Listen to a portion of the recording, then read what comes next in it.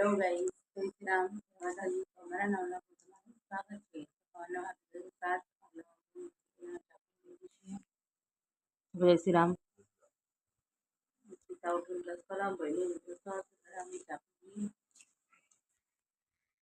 તો ગાઈસ તમે તો ચા પી લ્યો અને કિસ્સા ઉઠી જઈ અને બ્રશ કરી નાખી. જય શ્રી રામ. ચા પીએ બેહીએ, ચા પી લ્યો પછી વહેલું ઉઠાડો. ઉઠી ગયો, બ્રશ કરીને ચા પીએ બેહી ગયો. જય શ્રી રામ. કિસ્સા બ્રશ કરીને ચા પી અને લેસન લખવા બેસી જઈશું. વિકી દીવાબત્તી કરું તો કિસ્સાને ફોન કરે તો કિસ્સાને લઈ લે. હા, ચા પી લો બેટા. હા તો કઈ તમારે તો રોજ કૂતરી અહીં બે જાય ને તો શું કરો છો? બધું તોડી દીધું આજ તો. વિકી જઈશું ગોગા ફાર્મ પર.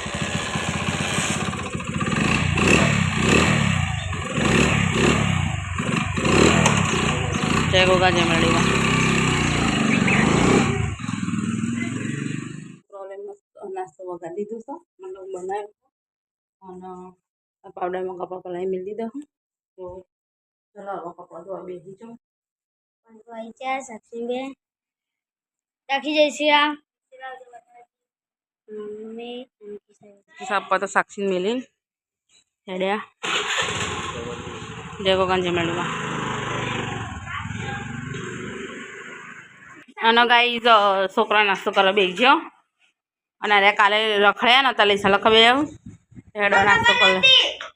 બધી ખબર આવી જુઓ, ભૂલી ગયો તો તે હેડો નાસ્તો કરી લે. થઈ જશે ને કિસ્સા હેડી સ્કૂલમાં.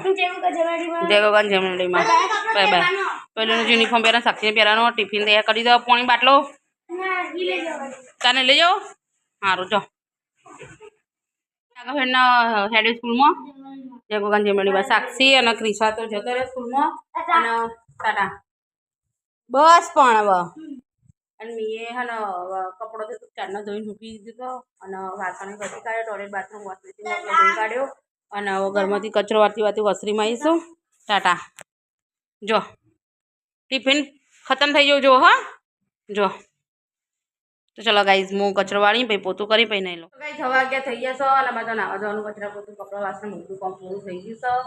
અને તો ગાઈઝ અમે તો ખાઈ લીધું અને વાસણ ઘસી કાઢ્યા અને ખાધું નામમાં પોતું મારી દીધું છે. હેડો આરામ કરી પડી. તો ગાઈઝ 4 વાગી જશું અને ચા પીએ જઈએ. પાપડ ને ભૂંગળા રમકડા દૂધ તોડીશું. તો ચલો ચા પી લઈએ અમે. પહોંચી જાય ને કિસ્સાને તો આવી ગયો. તો ગાઈઝ સાક્ષી પણ આવી જઈશ અને ભૈલુની બેગ લઈને એની બેગ લઈને આવી. તો ભૈલું ચો હ તો ભૈલું આવી ગયો. સાક્ષીને કપડાં ચેન્જ કરીને ચા પીએ બેહીએ હું અને એ ઉભો થા ફટાફટ ચા પી લે. ચા પી લે ફટાફટ. ટ્યુશન જવાનું, દૂધ સાસ લેવા જવાનું. ફટાફટ ચા પી લો. તો ગાઈઝ કિસ્સા સાક્ષીને તો જો અરે તાર ચેન ખુલ્લી બેગની. જય ગોગા જય મેળીમાં. સાક્ષીને જઈ મેળવા ત્યાગોનો કિસ્સા બે ટ્યુશન જો. 5 થઈ જશે. આપણે ખીચડી મૂકી હતી ને તે ખીચડી થઈ જઈશ અને હવે ડુંગળી બટાકાનું શાક વઘાર્યું છે. હવે લોટ બધવો છે અને ક્રિશાન જાગૃતિ સ્કૂલમાંથી અરે ટ્યુશનમાંથી આવી ગયા. સ્કૂલ થઈ જાય એમ અને જાગો હોય તો પપ્પા નાંગાથી બજારમાં ગયો હોય કારણ કે ક્રિશાનું કોઈ વસ્તુ લાવવાનું હતું એટલે. એન્ડ અમારે થોડું સામાન મંગાવ્યું હતું ઘરનું તે લેવા જઈ. હેડો મોટા મોટી બધી કાઢું. હવે ટીવીનો રિમોટ પ્લે થઈ ગયો તો એ મંગાવ્યું હોય એ બધું. તો ચાલો ગાઈસ મોહન તે ઓલું બધું કાઢું. વિકીને તો આવી છે આ ભૈલું 2 જણા અને કેટલો બધો સામાન મંગાવ્યો ક્રિશા એમને તો આટલો બધો ના હોય. અને સાક્ષીનું હાલ દીધું. સારું હેડો 8 વાગી જશે ને અમે જઈએ ખાવા અને વિકીને પકોડી લાવ્યા હતા તો પકોડી હંગાથી ખાઈ લઈશું. તને શું કેવું? લે હેડે કિસ્સા બોલ્યું હેડો તો હેડો ગાઈસ તમે ખાઈ લઈએ. તો ગાઈસ અમે તો ખાઈ લીધું. હું આલુ કચરો અને ક્રિશા વાસણ ઘસવા બેઠી છે. વિકીમાં સસરા જોડે વાત કરું ફોનમાં. ઓય બધા લેસન લખવાનું કરો કીધે અને ટીવીમાં હો ને તે રામાયણ ચાલુ છે.